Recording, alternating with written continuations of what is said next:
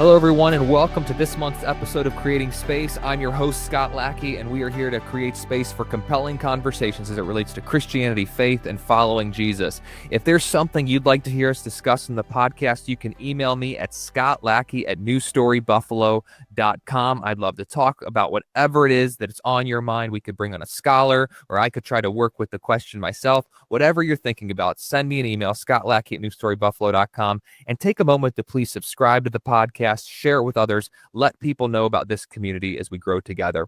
I'm really excited for this month's episode because we have a special guest, Mark Thiessen Nation. Mark Thiessen Nation is the author of Discipleship in a World Full of Nazis, Recovering the True Legacy of Dietrich Bonhoeffer. This was an incredible book. I'm excited to jump into this with him today. He was a convert to Christianity at the age of 17. He was not raised in a Christian home, but once his life was radically changed by Jesus, he started pursuing ministry, academia. He holds a Ph.D. from Fuller Theological Seminary in philosophy of religion and Christian ethics. He's Professor Emeritus of Theology at Eastern Mennonite Seminary in Harrisonburg, Virginia. He served as the director of London Mennonite Center in London, England for 5 years, and he's also spent years as a pastor as well. So he has experience in the academy and in everyday ministry, and I'm so excited to have him on the podcast today. Dr. Mark Thiessen Nation, thank you so much for joining us on this month's episode of Creating Space. Thank you, Scott. I'm very happy to be with you. And as we were talking about before we went on today, you're not from Harrisonburg, but you're in Harrisonburg, Virginia. It's an area I'm very familiar with. I was raised in Winchester. I went to some JMU basketball games growing up. Now I know you're over at Eastern Mennonite, but it's a beautiful area that you're in. And you guys have the best fall leaves, and you have all 4 seasons in that part of the country. It's really nice down there. So I do miss it sometimes living up here in Buffalo, but it's beautiful. It is a beautiful area. We've lived here since 2002. I had never lived in this part of the country, but it is very beautiful. And yes, it's been a wonderful place to live. We enjoy being here. That's great. And today we're talking about Bonhoeffer, specifically the book you wrote, Discipleship in a World Full of Nazis, Recovering the True Legacy of Dietrich Bonhoeffer. I found this book to be eye-opening. I'd listened to some interviews you had done in the past, and then I've read some of Bonhoeffer's books. I'd like to try to collect all of them. We'll see if I'll be able to do that. But as we jump into this interview today, let's just start simple. Why should Christians read the work of Dietrich Bonhoeffer?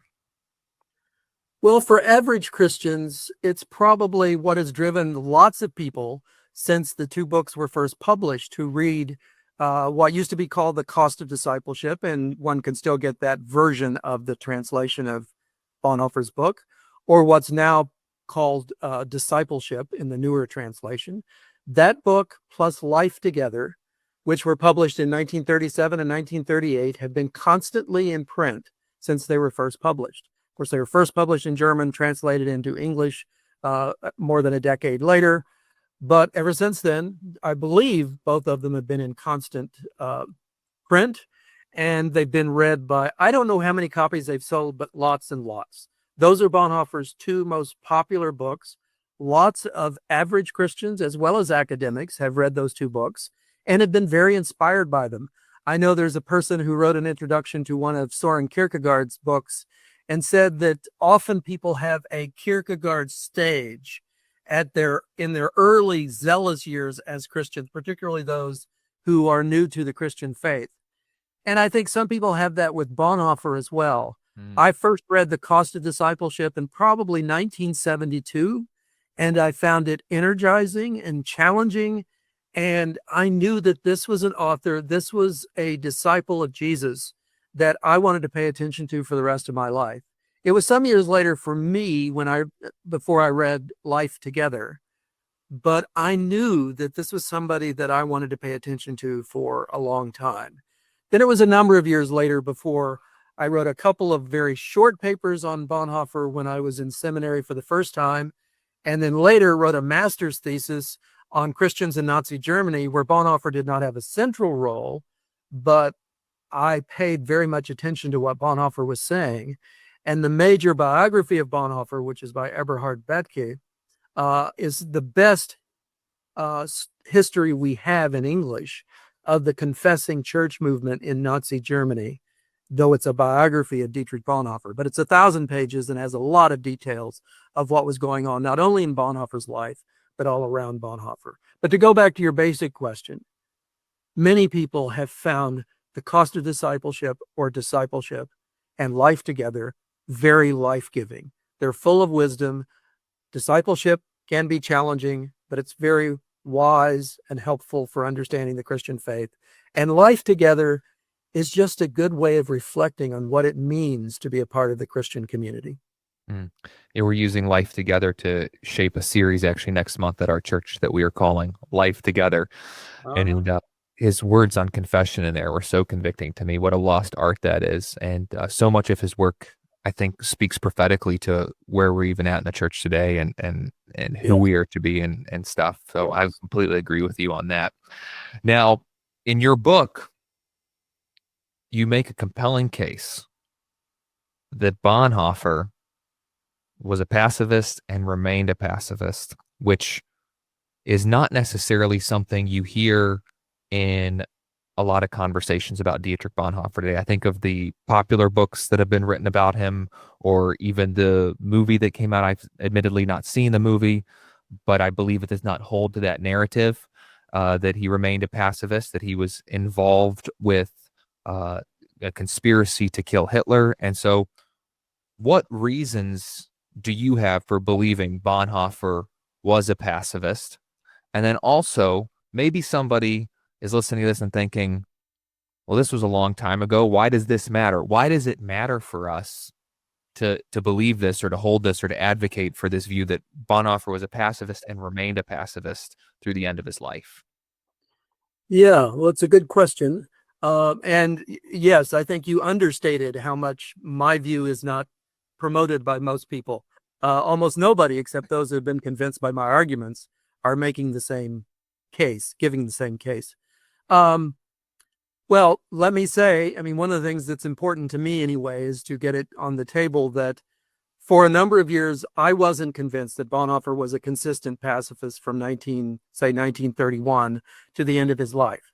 Mostly because certainly early in my research, I thought, who was I to argue against the authorities on Bonhoeffer's life, especially Eberhard Bethge, who, as I said earlier, has written this 1,000-page biography of Bonhoeffer. And his biography is certainly the authoritative biography of Bonhoeffer. He was a good friend of Bonhoeffer's, and he wrote this incredible biography. So for approximately 30 years from the time I first started thinking about this issue until around 2010, I was not convinced. I wrote a paper in 1989 about Bonhoeffer and pacifism. And in that article, a brief version of which was published in 1991, I argued that Bonhoeffer was not quite a pacifist, but sounded more like a pacifist than the other alternatives. Pretty much the view that Clifford Green, another Bonhoeffer scholar, still holds to. That's what I argued in 1989 in a 47-page essay. And that's the view I held from then until 2010. In 2009 and 2010, I did a fresh round of research. Oh, I had also written another essay about 4 years later, I should say, on the same subject, did some fresh research and came to roughly the same conclusion, framing my essay a little differently that time around. But then in 2009, 2010, I did fresh research and I decided, despite the authority of Eberhard Bethge's biography, I just think he's wrong. Because among other things, he says Bonhoeffer was never a pacifist. Well, Bonhoeffer said in January of 1936 in a letter to his longtime friend Elizabeth Zenn that he came to see pacifism as self-evident sometime before Hitler came to power. That's what he says straightforwardly in a letter in 1936. We have a record of it. It's in the collected works of Bonhoeffer. He also gave 4 public lectures between the first one he gave was in 1931, but we don't have a copy of it that exists. That was in Mexico after his year in New York City. But the first record we have is from 1932. Between 1932 and 1934, Bonhoeffer gave 4 public lectures on peace. In all 4 of them, he said that Christians should not kill in war. The earlier lectures are framed pretty differently from the latter lectures, but they all say the same thing in terms of the claim that Christians should not be killing in war. And in one of those lectures, he again straightforwardly says, we should not balk from calling this pacifism. So there are those 2 things. Then the other, it's interesting, in one of his sermons while he's pastoring a church in London, England, in 1933 through early 1935, in one of his sermons, he says, Christianity stands or falls with its revolutionary protest against violence. Now, that's a pretty strong statement. And then he writes 15 pages arguing in his book, Discipleship, or Cost of Discipleship. He writes 15 pages giving an argument for why Christians should be committed to nonviolence, following Jesus, who tells us we should love our enemies. And in 1944, in one of his letters that he wrote in prison, he specifically affirms the basic thrust of the book Discipleship. So that's in 1944, less than a year before he dies. And then also in between 1940 and 1943, he writes these manuscripts that have now been published called Ethics. And there are a variety of places in those manuscripts where Bonhoeffer again references the Sermon on the Mount, and he's certainly saying we should abide by the Sermon on the Mount, and he says we should love our enemies, and he says we should not embrace violence. So those are the reasons. And then his life. He also argued for conscientious objection on numerous occasions among ecumenical Christians from a variety of Christian traditions, when he would be involved in these meetings, which he often was between 1932 and 1936 or so. Almost every time he would try to make sure that conscientious objection was one of the subjects they would discuss, and he was a proponent of conscientious objection. And he himself went to great lengths to avoid serving in Hitler's military. But he was arguing for this before Hitler came to power. So it was not just about Hitler. It was not just about Nazism. He seemed to be convinced biblically, theologically, that Christians who are followers of Jesus should love their enemies concretely, and that means, among other things, not killing them. And as you just made a very, in my view, compelling and convincing case there, and you make even more detail in the book, which is why I would recommend the book. And I think it's important, as you're laying out there, to see this and to understand even the centrality to the Sermon on the Mount behind Bonhoeffer's convictions, and regaining that centrality even for us as believers today. There's something very special about that sermon. Now, I could hear somebody maybe pushing back on this, and you actually address this in the book as well.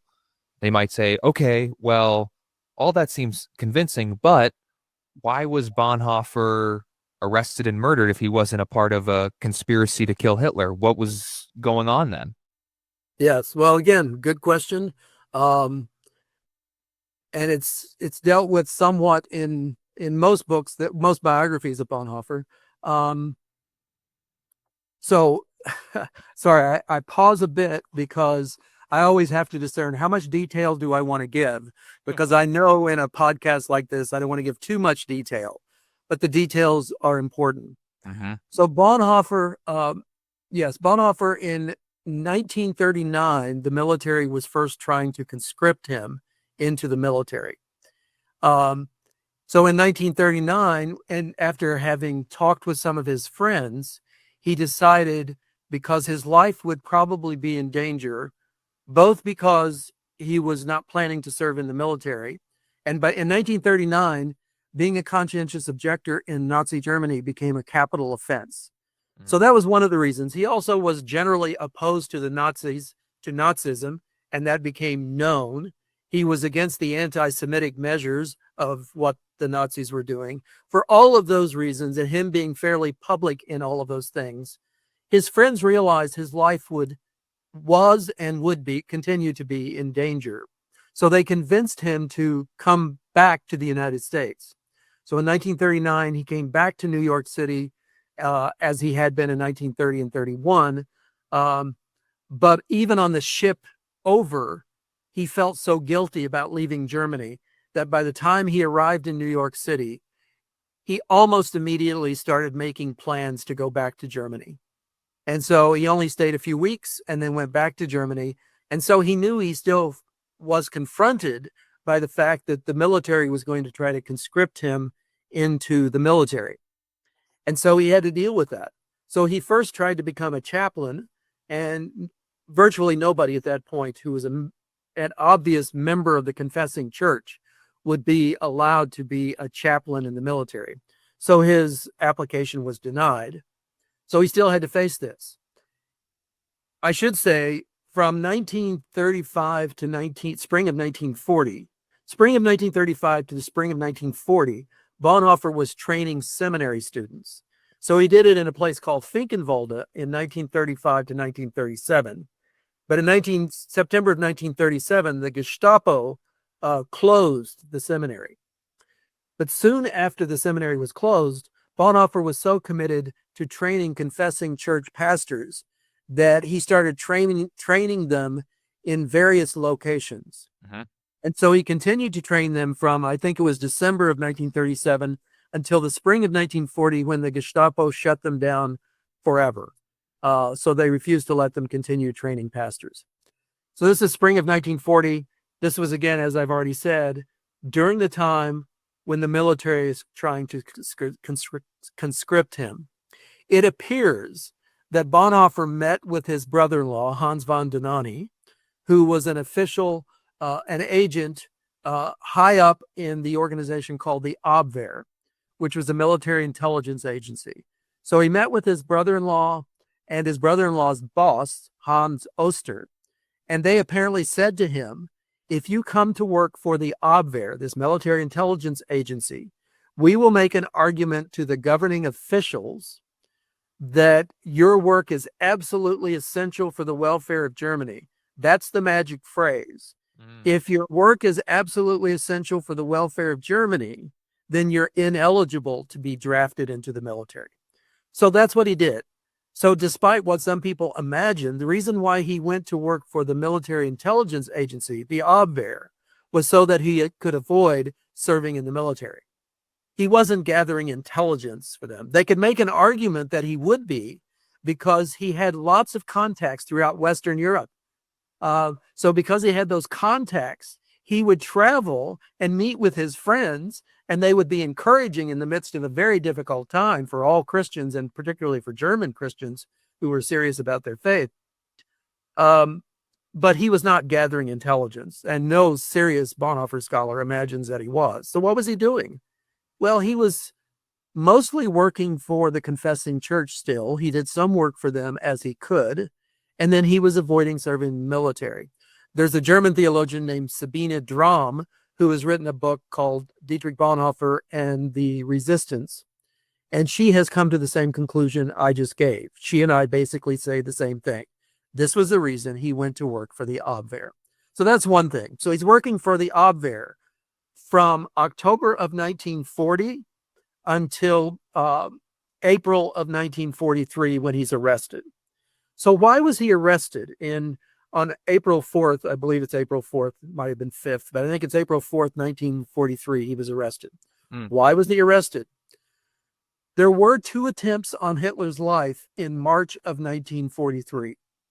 So a number of people understandably assume that there's a cause and effect between these 2 attempts on Hitler and Bonhoeffer's being arrested in early April, because they were only a few weeks apart. And it is true, I've never denied it, that Bonhoeffer knew a number of the people who were involved in attempts to kill Hitler. His brother-in-law, Hans von Dohnanyi, had been involved in attempts.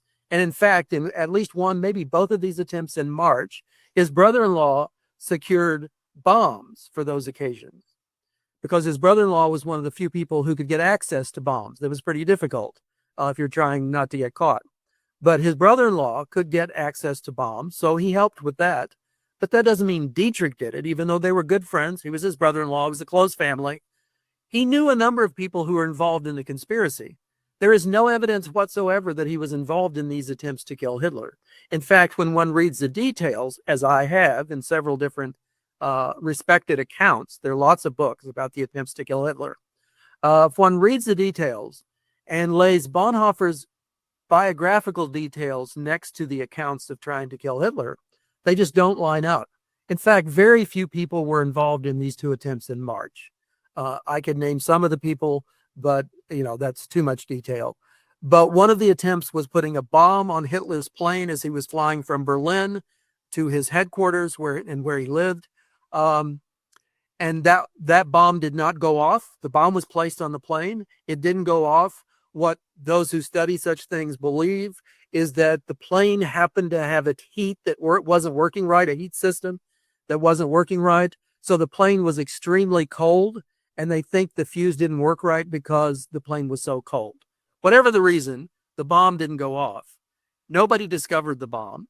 So the guy who planted it on there managed to contact someone at the other end and to get the bomb off so that it wouldn't be discovered. The other attempt, which is depicted in the film that came out in November, which again, there's no evidence Bonhoeffer met with this guy, unlike what it shows in the film.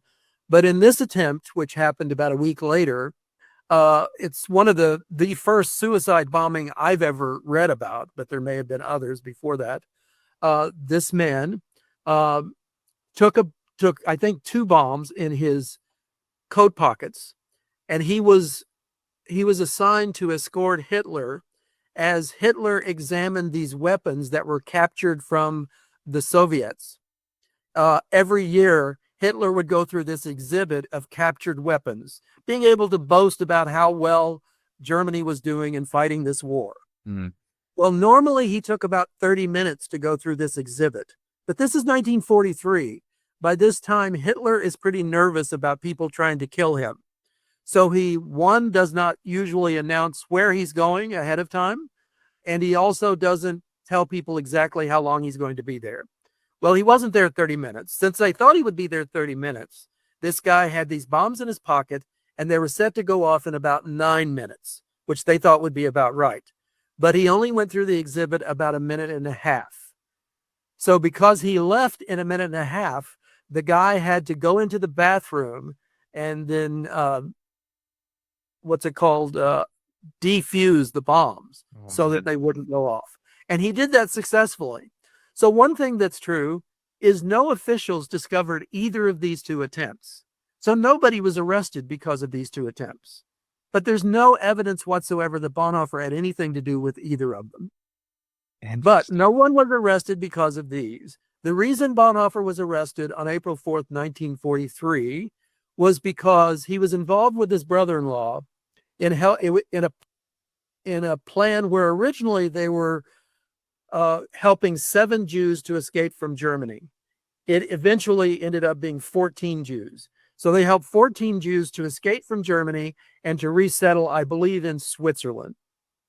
And because they were helping them escape, and because they were going to help them to relocate, they used, I don't know how much, but let's say the equivalent of maybe $150,000, quite a bit of money.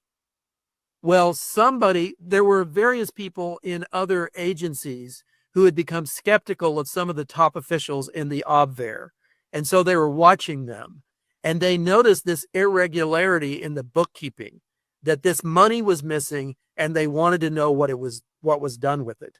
When they discovered it was used to help these Jews escape, they thought 2 things. One, they were furious because of these are Nazis, they're anti-Semitic. They didn't want these people helping Jews to escape from Germany. And secondly, they assumed inaccurately that the people who helped these Jews escape were pocketing some of this large sum of money. Now, that was not true, but they were helping the Jews to escape. Bonhoeffer was one of the names that was associated with this effort, quite accurately. And so he and his brother-in-law were both arrested on April 4th, 1943. So that's why he was arrested. We now have a record of Bonhoeffer's trial, which is in volume 16 of the collected works of Dietrich Bonhoeffer.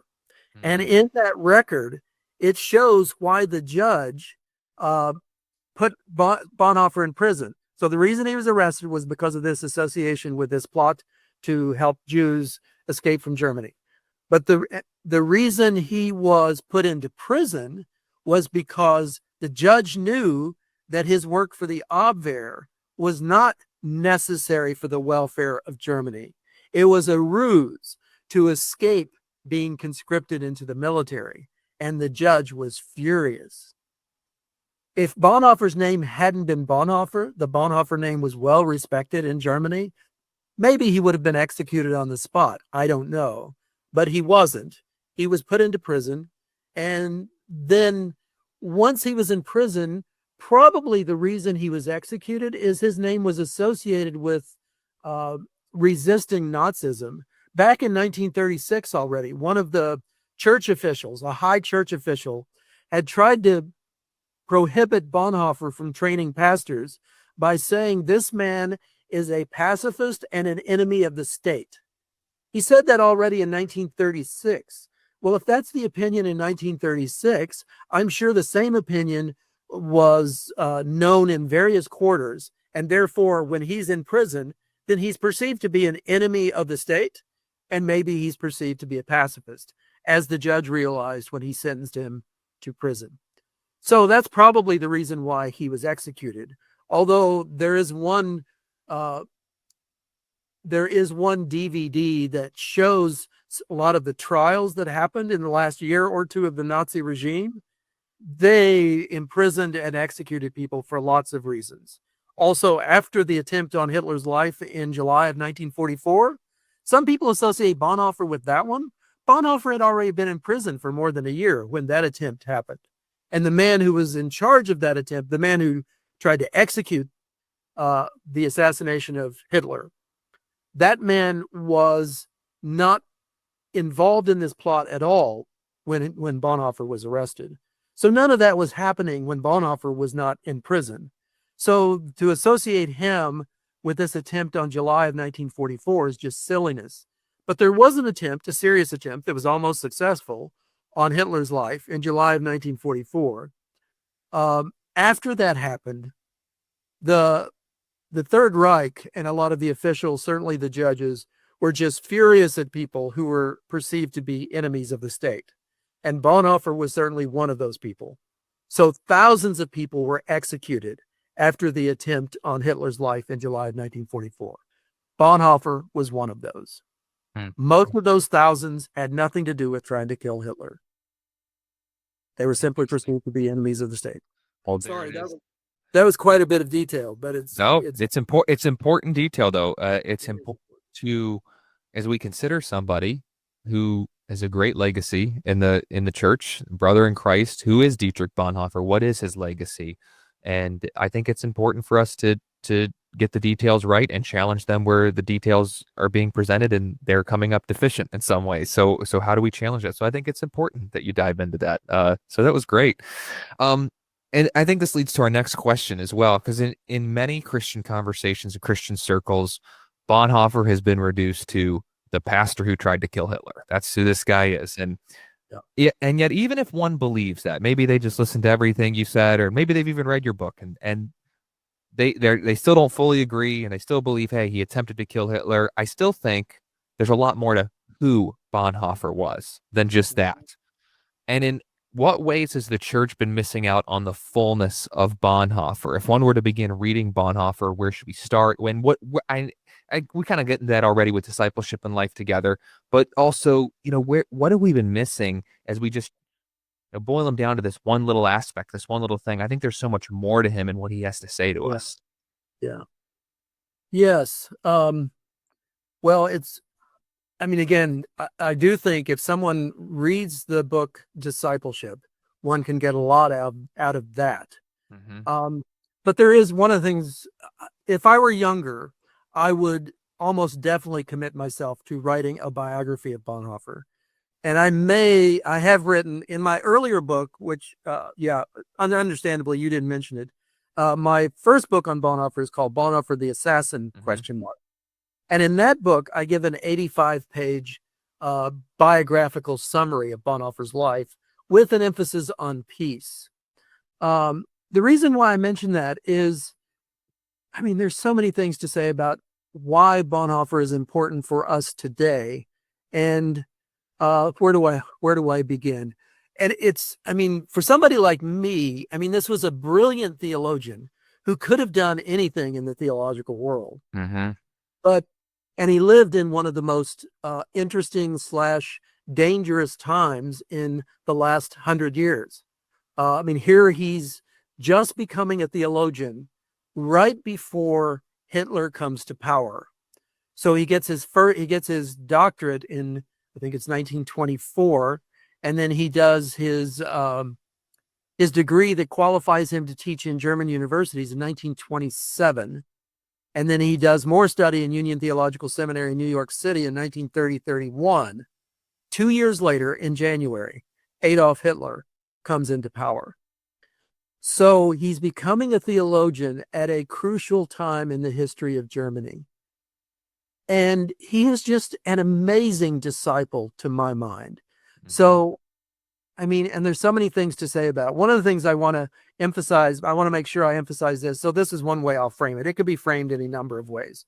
So in the movie that came out I think it came out in November, maybe October of last year. 2024. Yeah, I think it was November. I remember it being close to Christmas time. Yeah. Bonhoeffer, Pastor, Spy, Assassin is the title given to the film. There are 2 quotes from it, which I think do represent some things Bonhoeffer cared about, but they're used to show that, of course, a pacifist can't do what I'm getting ready to say. And Bonhoeffer shows, 1, that a theologian can be a serious disciple, and 2, that someone who cares about the welfare of his country and of the world can act even if he or she is committed to nonviolence. So the 2 quotes from the film are, "Faith without action is nothing at all." The second one is, "Silence in the face of evil is evil itself." Those are quotes from the film. Let me mention those again. Faith without action is nothing at all. Silence in the face of evil is evil itself. The film, like I think the standard portrayal of Bonhoeffer, implies that when he's only a pastor, when he's only a theologian, when he certainly is only a pacifist, committed to nonviolence, loving your enemies as well as your countrymen, your neighbors, when he's only those things, then he's not speaking out and he's not acting. But that's just not true for Dietrich Bonhoeffer. Dietrich Bonhoeffer is he undergoes a conversion. Eberhard Bethge, in his big biography that I've mentioned several times, refers to this basically as a conversion happening when Bonhoeffer is in New York City in 1930-31. He goes there originally simply to do further study at Union Seminary. He doesn't know what he's going to experience in New York City in the United States. He visits a number of churches, both fundamentalist churches and liberal churches. Those are his labels, as I recall. And he's not too keen on any of them. These are white churches. And he's not too keen on the dominant theology at Union Seminary. But he's a serious student and he's a serious scholar. So he learns a lot from his professors, despite the fact that he disagrees with them in a number of ways. But one of the main learnings, 2 main learnings for him while he's in New York City, are worshiping with this dynamic, large African-American church called Abyssinian Baptist Church. It's pastored by Adam Clayton Powell Sr. His reputation has been eclipsed by his son, Adam Clayton Powell Jr., who, from all accounts, doesn't seem nearly as interesting and respectable to me as was his father. His father was a fascinating man. His father was the pastor of the church when Bonhoeffer was there. He was a dynamic preacher. His, I think, stepfather was born a slave. He was born fairly close to the end of the Civil War himself. He underwent a dramatic conversion as a young adult. So he had this evangelical fervor, this pietistic fervor in a way, but he also had a passion about social justice, about caring for the poor, and about hating racism. And all of that was a part of his preaching and the way he led this very large mostly African-American church. Bonhoeffer was very actively involved in this church during about 9 months of his time in New York City. And he taught children, he taught some women's Bible studies, he was regular at worship services. He did a variety of things in this church. He really liked being a part of it. I'm convinced that that church had a big influence on him in a variety of ways. Also, he became friends with this French Reformed pastor who was a student, international student there as well. And his name is Jean Lasserre. In fact, a brand new book of his writings has just been released last year. I mean, it's an older book because he died some decades ago, but it's a collection of his writings on nonviolence that had just been published. He was a fairly new pacifist as a Reformed pastor from France. And he helped Bonhoeffer to read the Sermon on the Mount in a new way. And when Bonhoeffer writes this letter to his longtime friend Elizabeth Zinn, saying in January of 1936 that I came to see pacifism as self-evident, he also reflects on the fact that it was the Bible, and especially the Sermon on the Mount, that transformed his life. It caused him to be a serious man of prayer in a way that he never was before. He was committed to the life of the church in a way that he never was before. I don't know if you know this, but Bonhoeffer grew up in a very nominal Protestant family. They didn't attend church regularly. He didn't know when he was a Boy Scout at age 13 that a lot of families attended church services on Sunday morning rather than going to the Boy Scouts. He was raised in a nominal Protestant church, like many Germans, I think, at the time. But by 1931, when he finished Union Seminary, his year at Union Seminary, he was committed to the life of the church. He knew what his vocation was going to be. It was going to be related to the life of the church. And he knew that he was going to use his vocation as a theologian to serve the church. And he was moving toward pacifism. Probably wasn't quite a pacifist during most of the time at Union, but he and this Jean Lasserre, this French Reformed pastor, traveled to Mexico after his time in New York City, and he and Lasserre lectured publicly on peace. And according to Lasserre, he argued for pacifism as passionately as Lasserre did. So that is apparently when he made the move toward pacifism. And then he returned to Germany in summer of 31. And he first wanted to hear Karl Barth lecture and to meet Karl Barth. So he went to Bonn in Germany, which is where Barth was teaching. And he heard lectures from Barth, and he had a dinner with Barth, and he was just bowled over. He had already read Karl Barth since the winter of 1924, 1925, and Barth had had a significant influence on him. And so his orientation was already under the influence of Karl Barth pretty seriously. But after meeting him and having dinner with him, he would definitely be influenced by Barth deeply for the rest of his life. One of the reasons this is important, which I try to emphasize in the introduction to my newer book, is because for Bonhoeffer, this is always about theology first, or really not theology, which is the study about God and God revealed through Jesus Christ. It's about the centrality of the God revealed through Jesus Christ. And then if you're a theologian like Bonhoeffer, you reflect on what that means. So for Bonhoeffer, this was even more true after his time in New York City and his meeting with Karl Barth. So he's returned in 1931, and then soon after returning in 1931, he becomes actively involved in ecumenical meetings and becomes one of the youth leaders. At the time, he's pretty young, and he's one of the youth leaders in the ecumenical movement in Western Europe and Scandinavia. And he continues to be up through basically the time he starts directing the seminary in 1935. And so between 1932 and 1934, he gives a series of lectures from time to time on peace, calling Christians not to participate in war and to be active peacemakers. He says it in a variety of ways, but he says it consistently between 1932 and 1934. And then he pastors a church in London. He had been an assistant pastor in Barcelona, Spain, in 1928, 1929. He becomes a pastor of two small churches, German-speaking churches in London in 1933, and is pastor in those churches from 33 to 35. And then the confessing church asked him to return to Germany and train pastors in a seminary for them. And he does that beginning in the spring of 1935. Now, I'm saying all of this because one of the things that's very important, I'm sorry, I forgot one of the main things I wanted to say, which I'll try to say briefly, is that Bonhoeffer, so I wanted to give an account of his becoming a pacifist, I guess, is part of why I went through all of that. But Bonhoeffer begins to speak and act very early on. I mean, speaking against nationalism in that world, which he begins doing immediately in 1932, speaking powerfully against nationalism, speaking for peace and against war, is certainly speaking publicly in important ways between World War I and World War II.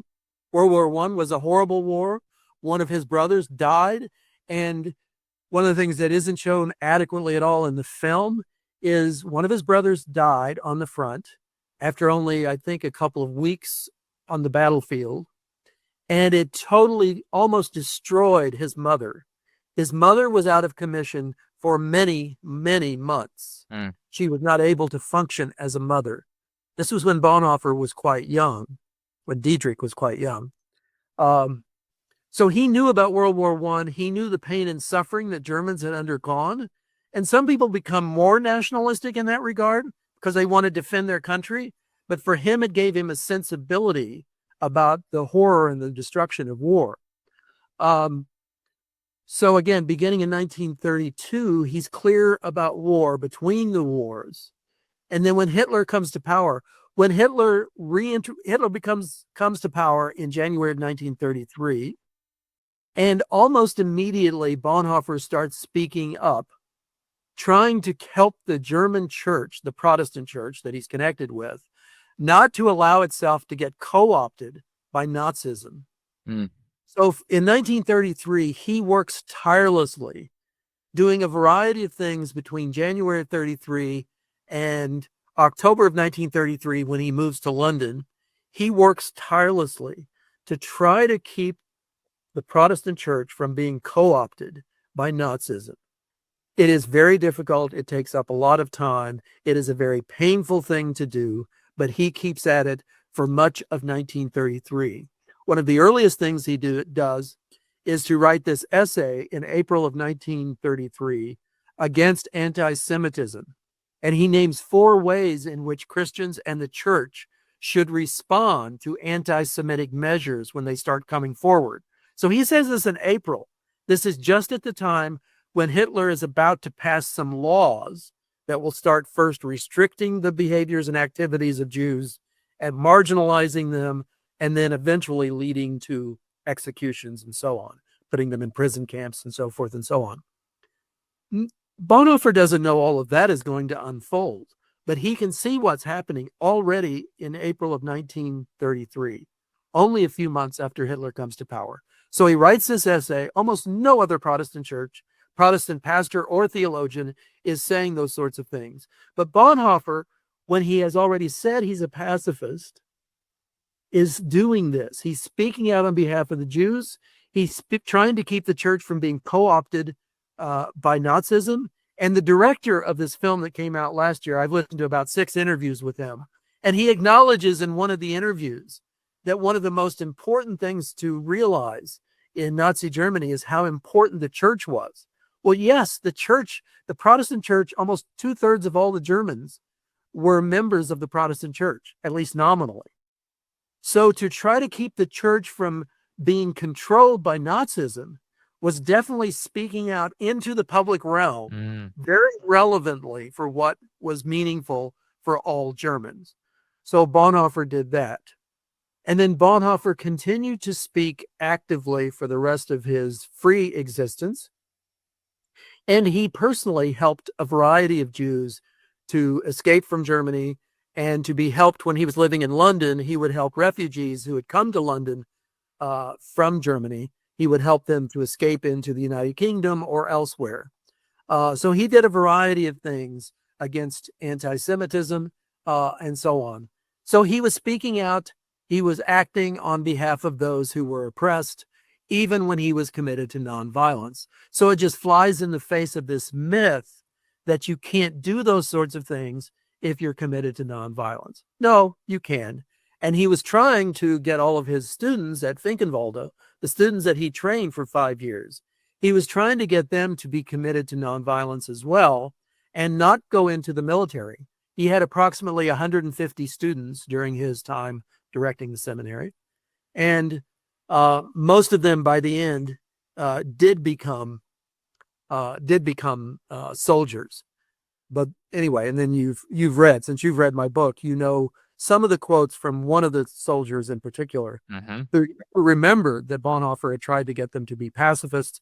And this man, when he saw Bonhoeffer in the fall of 1942, said that he would never do this again, that is, be in the military and kill people, because he by then believed what his professor had taught him. Right. I love that insight there too, that pacifism doesn't mean you do nothing. There's something you can still do. And there's steps you could take. There's many things you can, and he's speaking out as early, you said April of 1933. You bring up so many good points, and I really hope that people listen to this and read your book and consider the arguments that you're making here, because I do think it's important. And then it does shift a little bit how you read discipleship or how you read life together, and then how you apply that. And it allows us to take Jesus's teaching too and say, I think so many Christians, and even I at times have struggled with this. You get faced with a situation, you go, oh, Jesus is teaching of loving your enemies. That's just not practical right here. I got to do what's practical. And that's not what this is about. This is about a completely otherworldly way of living. Your kingdom come, your will be done on earth as it is in heaven. So this is a completely different kingdom, a completely different will that we are surrendering to and being played out on earth as it is in heaven. And so I think Bonhoeffer is a great example for us. As we close today, I know we have to wrap up on time and everything, but as we close, do you have any other final thoughts? Anything else on Bonhoeffer? You say, I want to share this, or this is, I think, what's important for the church to hear today, or anything on your heart in that regard? Well, I mean, to be somewhat self-serving, my book is still available for only $2.99, I think, as an ebook on Amazon right now. It's a great deal. I'll buy it for you if you're listening. I think it still is. My editor, who's written a number of books himself, said that he thought my chapter on the book Discipleship, which is chapter 4 in my newer book, was the best chapter in the book. And he said if we were to do a new translation of the book Discipleship, we would want to use this as an introduction to the book Discipleship. I do think my 4th chapter helps to give a context for understanding the book Discipleship that can be very helpful. So that's just a self-serving kind of comment, although I hope it's not self-serving. I hope it's other-serving to help discipleship to happen. I mean, I've probably said everything I really need to say, but what do I want to say? I guess one of the burdens the burden I live with that has caused me to write 2 books on Bonhoeffer and several articles is that I do see the way in which he lived and the way in which he wrote about how we should live as disciples to be inspiring, to be alluring, to be invitational, to be leading us back to the gospel, a holistic gospel in a way that's wonderful. And he just seemed like I've met 3 of his friends, 2 of his former students, his 2 best friends. I met them in 1984. And just from hearing them talk about him, from reading about him, he was a lovely man. And he continued to relate very well to people he disagreed with. I mean, several of his family members were not Christians. 2 of his brothers were, I think, atheists. But he related to them warmly and lovingly. And it's who he was. And he can be in some way, we need good models for today. And he is one of those. He wasn't perfect. I'm not trying to say he was perfect or anything like that. but he can serve as a model because he addressed the issues of his day. He lived discipleship in a serious way. He was humble about his own failings. He suffered apparently with melancholy, maybe depression, but he continued to glorify God and to honor God in the way that he lived and the way he tried to train people for the ministry. And I just want to recover his witness for today because we need it. Yeah, I probably said all of that in other ways earlier. That's good. Well, thank you for sharing that. And thank you for coming on to this month's episode of Creating Space. It was a privilege to be able to talk with you and hear from you and all of the great work you've done on Bonhoeffer. And I look forward to seeing what else might come in the future. Now, if people listening, they want to follow you or connect with you, are there any places they can do that? Obviously, we can find your books on Amazon, and I'll link to those in the show notes as well. Are there any other ways or places folks can connect with you?